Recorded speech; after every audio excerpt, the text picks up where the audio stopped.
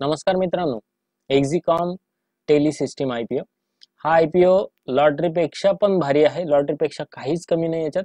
आणि ही लॉटरी कशी लागू शकते तुम्हाला याचा स्टडी किंवा या कंपनीचा आयपीओ घ्यायचा की अप्लाय करायचा की नाही करायचा, किंवा मग जर नाही लागला तर मग डायरेक्टली घ्यायचा की नाही घ्यायचा हे आपण बघणार आहोत.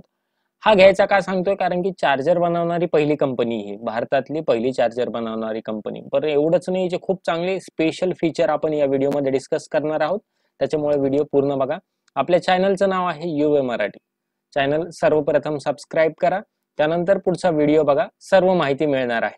ठीक आहे. सोबतच तुम्ही जर शेअर मार्केटमध्ये नवीन असाल, शिकायचं असेल शेअर मार्केट, तर कुठलंही एक डीमॅट अकाउंट काढा, लिंक डिस्क्रिप्शन बॉक्समध्ये आहे. आणि माझ्याकडनं तुम्हाला शेअर मार्केट शिकण्यासाठी 4 कोर्सेस अगदी मोफत मिळणार आहे, बेसिक पासून ते ऑप्शन ट्रेडिंग पर्यंत. ओके, लिंक डिस्क्रिप्शन बॉक्समध्ये आहे, अडचण आल्यास कमेंट करू शकता.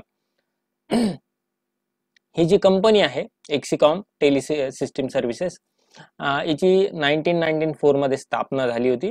आणि ही कंपनी 2 क्षेत्रात काम करते. ओके, एक आहे पॉवर सिस्टीम, ज्याच्यात डिजिटल कम्युनिकेशन नेटवर्क साठी ही काम करते, आणि दुसरी आहे ईव्ही चार्जिंग सोल्युशन. ओके, म्हणजे इथं समोर दिसणारी जी गोष्ट आहे ईव्ही चार्जिंग सोल्युशन, याच्यापूर्वी पण मी एक व्हिडिओ तुम्हाला पोस्ट केलेला आहे, ज्याला 40 करोडची ऑर्डर मिळालेली आहे. आज संध्याकाळी तो तुम्हाला दिसेल.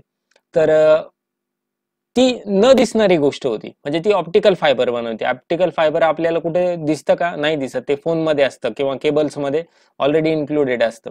परंतु ही ईव्ही चार्जिंग स्टेशन तर दिसत असतं आपल्याला, त्याचं चार्जर सुद्धा दिसत असतं, आपण चार्जिंग करून घेत असतो, किंवा बऱ्याचशा टू व्हीलर असतात चार्जिंगच्या. तर अशाच ईव्ही चार्जिंगचे सोल्युशन भारतात आणि दक्षिण पूर्व आशियामध्ये जवळपास 61,000 पेक्षा जास्त एसी आणि डीसी चार्जर यांनी स्थापन केलेले. एसी डीसी चार्जर कशासाठी असतात? काही घरासाठी असतात, काही कंपन्यांसाठी असतात. ओके, आता ही भारतातली पहिली ईव्ही चार्जर उत्पादक कंपनी आहे. जे म्हटलं ना एसी चार्जर कशासाठी, तर एसी चार्जर घरासाठी असतं आणि व्यावसायिक उत्पन्नासाठी किंवा सार्वजनिक ठिकाणासाठी डीसी चार्जर असतं. अशा दोन्ही प्रकारचे चार्जर ही कंपनी बनवती, सप्लाय करते आणि चार्जिंग स्टेशन पण उभारते.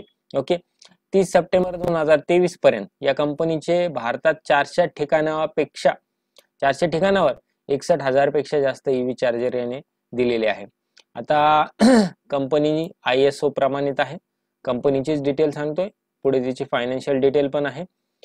कंपनी 2023 पर्यंत 70 पेक्षा जास्त ग्राहक, 70 पेक्षा म्हणजे हे क्लायंट आहे. क्लायंट कोण असता? कंपनी असता. फॉर एक्झाम्पल टाटा समजून घ्या, MG हेक्टर समजून घ्या, किंवा कर्नाटका गव्हर्नमेंट समजून घ्या. अशा प्रकारे याने चार्जिंग स्टेशन प्रोव्हाइड केलेले.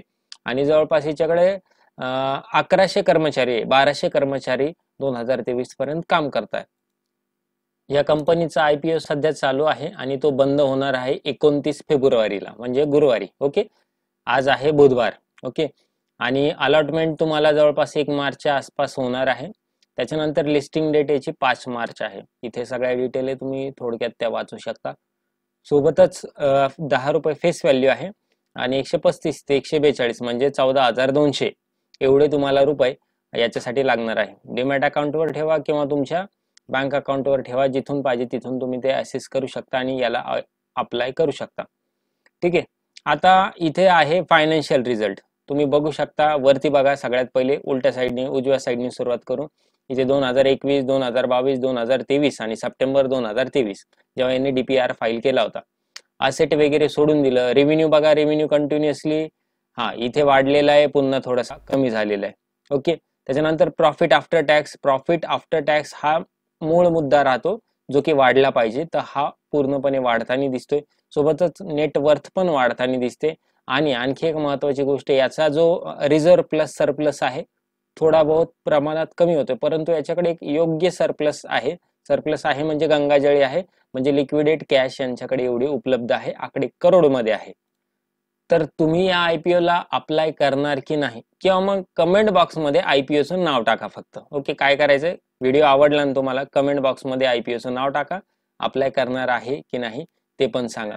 सोबतच काही अडचण असेल तर कमेंट बॉक्समध्ये नक्की विचारू शकता. धन्यवाद.